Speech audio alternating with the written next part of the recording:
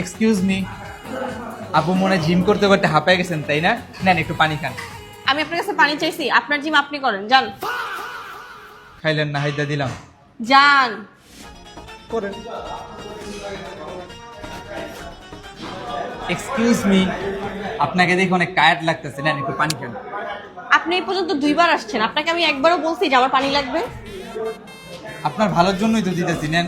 আপনি আপনার জিম করেন, যান, সরেন এখান থেকে। ঠিক আছে, করেন। ইস আপু, আপনার ঘাম ঝরানো দেখা তো আমার নিজের কষ্ট লাগতেছে। শুধু শুধু এত কষ্ট করে ঘাম না ঝরে একটু পানি খান। আপনি জিমে এসে যেভাবে মেয়েদের পিছে ঘুরতেছেন, এভাবে 3 মাসে কেন 3 বছরেও নিজের বডি বানাইতে পারবেন।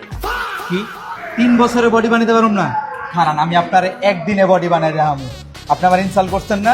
একদিনে আমি বডি বানাবো। আসছে একদিনে বডি বানায় দেখা।